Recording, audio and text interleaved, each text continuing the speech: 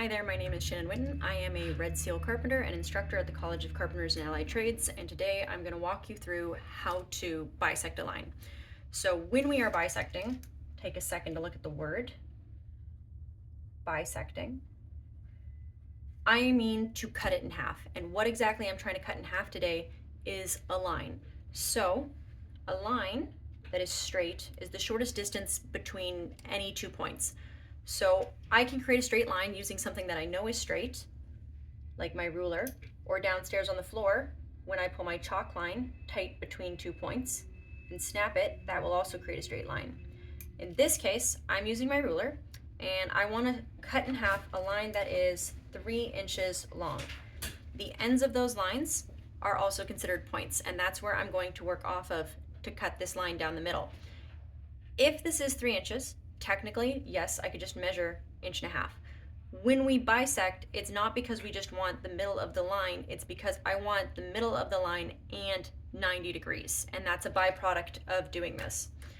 So to do this, I am going to need a compass, and you guys will notice that I am using a pen and Sharpie, and that is strictly to make sure that it shows up on the page for you guys. So if you are in my basic course, you'll probably be using a 2H pencil that shows up a lot lighter for your work.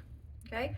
With that said, when I set my compass and when I work with the compass, I am using a radius to determine measurements away from my points or create a desired effect. A radius is the center of your circle to the circumference. So the point would be the center, and whatever I mark with my pencil would be the outside of my circle. When I set this, I need it to be greater than halfway. If I want to cut it in half, this has to be greater than half. And the reason for that is because if it is not big enough, it will never meet up in the middle. If I'm less than halfway, I can never end up with an arc that ends up in the middle or above my line. So I'm going to set mine to about 2 inches for this 3-inch line. And I'm going to carefully place my compass on point B, so the end of my 3-inch line.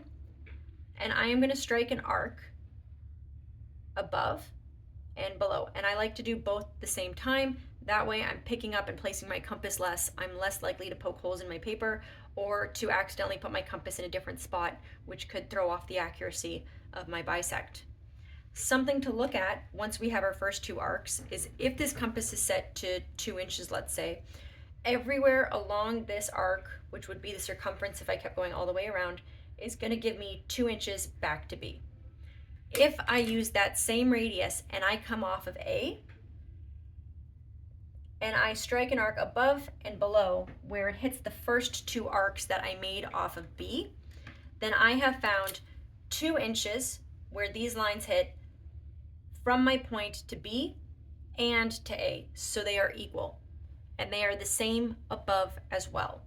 Now I have 2 points where these arcs intersect, are considered points, and I can take my ruler or my chalk line if I'm doing it down on the floor, and I can carefully place it so that it runs right through the center of these 2 arcs, and I can carry my line up and down. And now I have 1.5 inches to the left of this line and 1.5 inches to the right of this line, and I also have 90 degrees. So sometimes I may need 90 degrees above and below a line, and that's where bisecting can come in handy.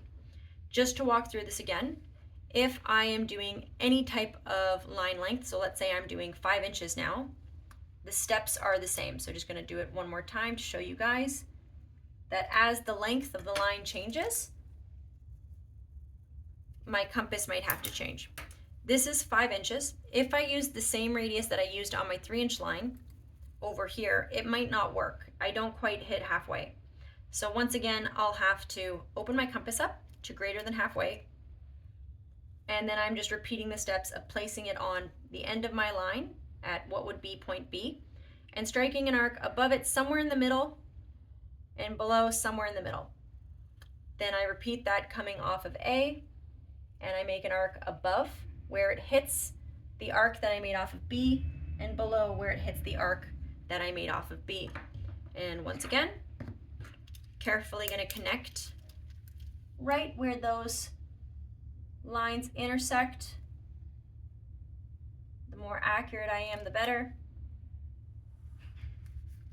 And now I have a line that falls 2.5 inches and 2.5 inches and 90 degrees from the line that I started with. So as the line length changes, your compass might have to change, but it's the same steps, just creating 2 arcs above and below. Now, if you're interested in the why this works, you can keep watching. If you're not and you want to see it again, you can rewind back to when we first started bisecting the line.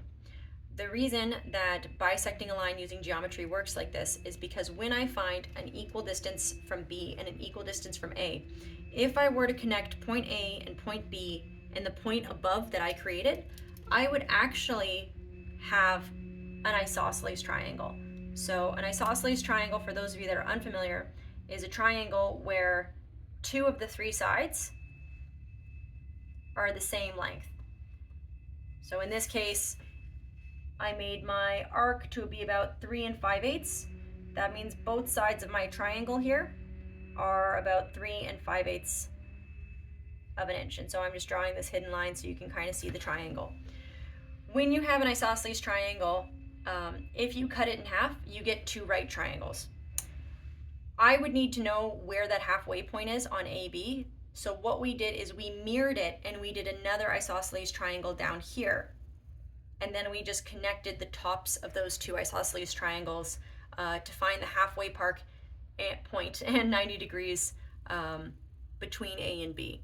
So that's, the big take home and why it's important that if you pick a radius and you go off of B with it, you need to use that same radius coming off of A.